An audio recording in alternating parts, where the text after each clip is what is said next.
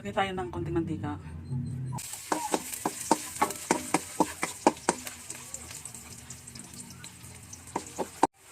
Pag ganyan red brown na yung ating bawang, lagyan natin itong ating sibuyas.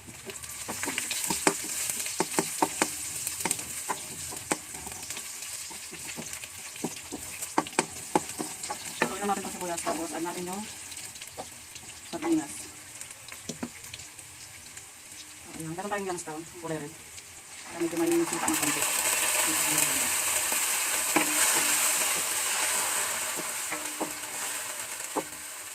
Lagyan natin yung isla.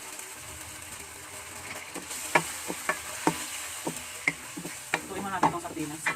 Bago tayo mag-add ng ating pansama.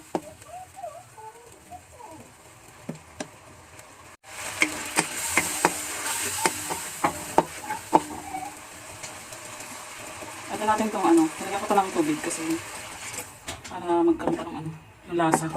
Kasi may sauce pa yun eh. Dagdagan na lang natin ng ng lawasa.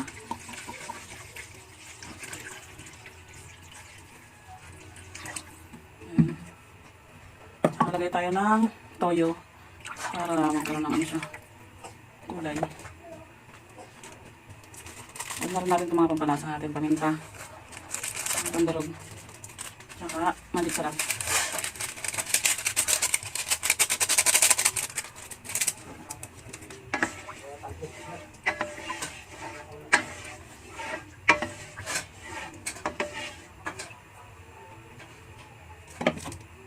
Tapos mag-add na rin tayo ng konting asin.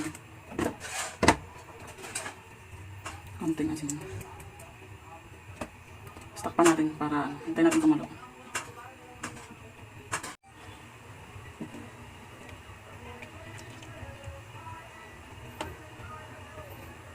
Kaya nag-umpisa na siyang kumulo. Ilagay na natin itong ating sotanghon.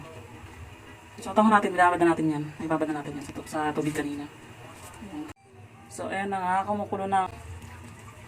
Kumukulo na siya.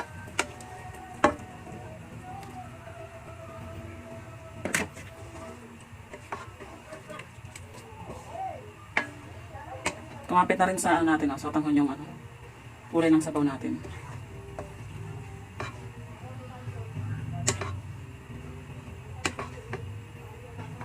So, ayan, nilalagay ko na yung ating gulay.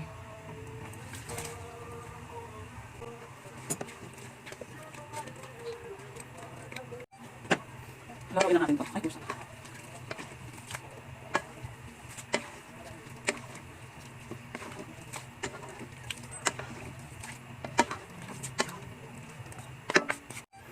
So, tatakpan lang natin to hanggang sa maluto yung ating mga gulay.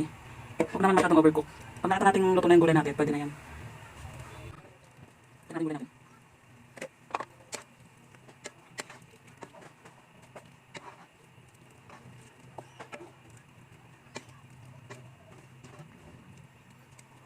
Okay, pwede na.